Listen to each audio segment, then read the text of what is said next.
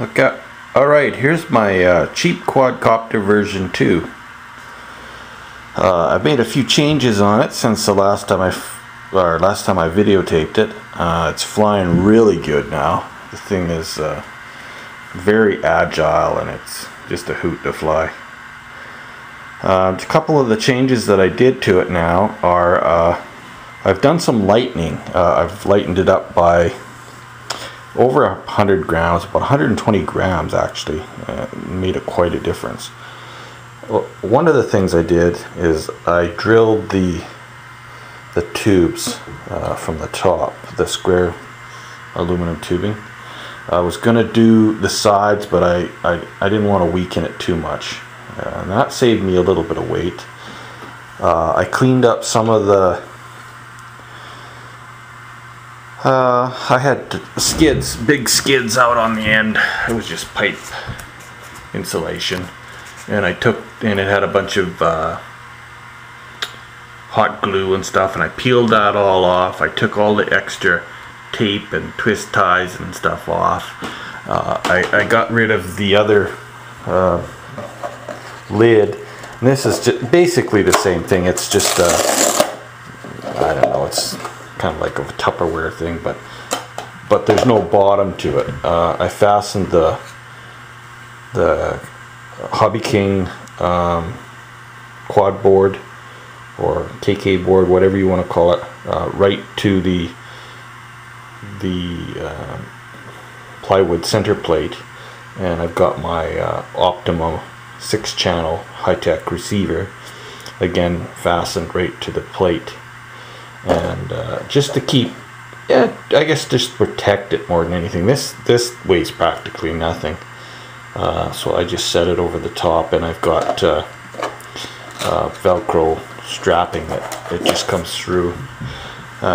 One of the things I didn't like about having the other one that was colored is I couldn't see inside, and this is actually fairly important because when you arm that board, the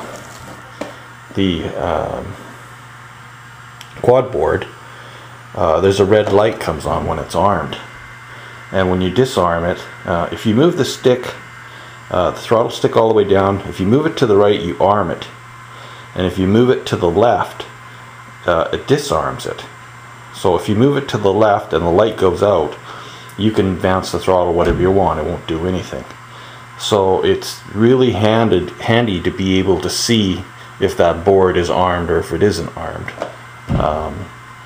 My hitec radio has a throttle lock on it, so I generally use that, but you know, it's still a good feature to just disarm the quad board, and then you know for sure it's not going anywhere. One other thing that I did, and I don't know if I've mentioned it, the hitec Aurora has a telemetry, voltage telemetry that's standard in the radio. It's nothing you have to buy extra, and so I've got my battery lead here, and I've got another one that plugs into the balance ports, and then it goes around and it plugs into the receiver over here.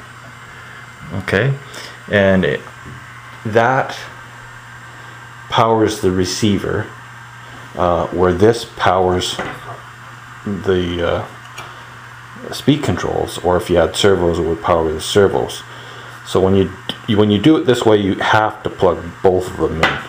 But the feature is you can set a voltage alarm for every model memory. So I set my voltage alarm at 10 volts, so that's 10 volts under load. So that way the batteries never they're never discharged. I mean, they're pretty much flat, but they're not to the point where you're damaging the batteries, and it works super great. I'll run the timer sometimes, and the timer will go off. It'll give me an idea that, you know, I'm getting low on power, but when the alarm starts going off, you know, you get a gentle beep, and it just gets louder and louder, and you know it's time to land. I've disabled all of the speed controls to the the NiCad setting so that they're not going to cut out on me. So the motors will basically run until they're dead, until the battery's dead. So you pretty much have to have an alarm. But setting the speed controls that way saves you from having one speed control cut out before all the rest, and it flips over and turns turtle and dives into the ground. So that's just a couple little things that I've changed, and a couple things that I haven't talked about in the past. It really is, I guess I'm more confident in it, and it's lighter, more agile. The thing is, it flies like a little sports car. It's incredible, actually. I can't believe it. I've ordered some new batteries with a little higher discharge and stuff on them. I don't know, it'll be a while before I get them, but so I think I'm running 2200 3-cell 35C discharge, but they're starting to get old, so it's time for some new ones.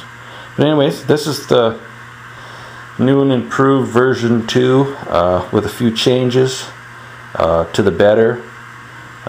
If anybody's wanting to build a quadcopter, I mean, this is a durable quadcopter. Like one of my videos where I ran into the post, I broke one prop. 2 days ago I was out flying in a parking lot, and it was pretty windy, and I kind of messed up a turn, and I was going fast, and I actually hit the ground, and this thing cartwheeled like this, end for end, across the parking lot for about a good 30 feet. And I thought, oh, for sure, I've bent a motor, I've done something. Comes to a stop, and there was one blade on one prop broken. Changed the prop, and I'm off flying again. So it's really there are probably a lot better quad frames, but this is cheap, and it works well, and it's strong. It's great for a beginner where you're gonna have some tumbles. It's not gonna just bust the first time out like my original wooden frame. That basically bust the first time I crashed it. It wasn't even that bad of a crash. Anyways, that's my cheap quadcopter version 2 with a few modifications. That's it.